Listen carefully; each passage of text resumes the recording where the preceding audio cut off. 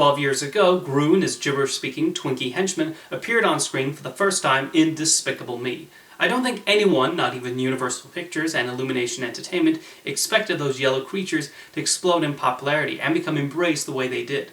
Contrary to belief, it's not easy to create characters that endear to children to the extent the Minions have. You have to tap into something that brains find immediately appealing and use invention to bring them to life.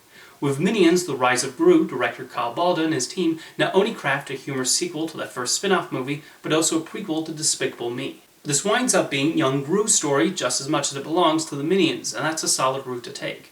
The film especially manages the tricky task of following three major storylines going on at the same time, and somehow they do flow quite well. It was already established that Gru was interested in villainy at a young age, and this movie does a nice job of showing his early aspirations. The filmmakers managed to make him sympathetic, along with still allowing for comedic moments when he creates mischief. One highlight is when he and the Minions interrupt a screening of Jaws. I wonder what Steven Spielberg would think of that scene. One nice element is the addition of a mentor for Gru, who he forms an unusual bond with. When the character was first introduced, he initially did not seem that interested. However, once he and Gru are paired up together, they form a solid dynamic. Then you have the Minions, Kevin, Stuart, and Bob, and through them we see how much they seek Gru's approval. Even though there is a detour where they take up kung fu lessons, those scenes do exist for the animators to have them perform some amusing physical comedy. These are characters who lend themselves well to these sorts of gags, with Balda and the animators timing them perfectly.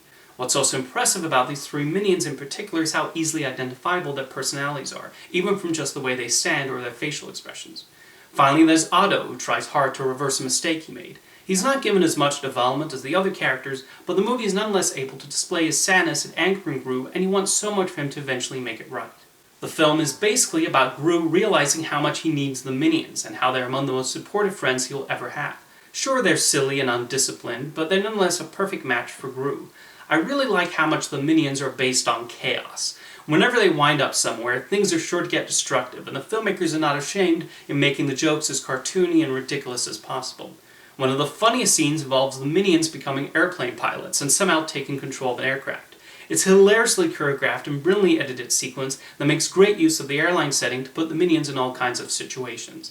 The mixing of different languages, which often sounds like French and Spanish and Italian thrown into a blender, adds to their humor, and the seemingly random words thrown in provide knowing chuckles. I mentioned earlier that this is essentially a prequel to Despicable Me, and for longtime fans of the franchise, there are some neat ways it ties into the other films. I can absolutely see future Minion sequels inching closer and closer to the events of Despicable Me. We've already seen Gru's journey to heroism, but what about his continuing descent into villainy? That's something future films can explore. There are additional villains who give chase after Gru and the Minions in the movie, and they're okay, but they mostly exist as plot devices. The main attractions here are the titular characters. Minions: The Rise of Gru is another example of how the artist Illumination continued to evolve the look of these movies. It's as bouncy and colorful as the previous films, and they have a lot of fun with the 1970s setting. There's so much invention and creativity in the gadgets used by the characters and the various secret areas the villains go to.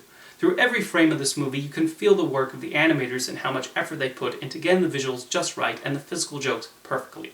When the pandemic first shut things down, Illumination had to unfortunately close the studio in Paris, and the animators were briefly out of work because they had not set up a process of finishing the film remotely. That was heartbreaking to read, because these are, without a doubt, some of the most talented animators in the world. Thankfully, Illumination was able to get things back up and running again and complete the movie along with Sing 2.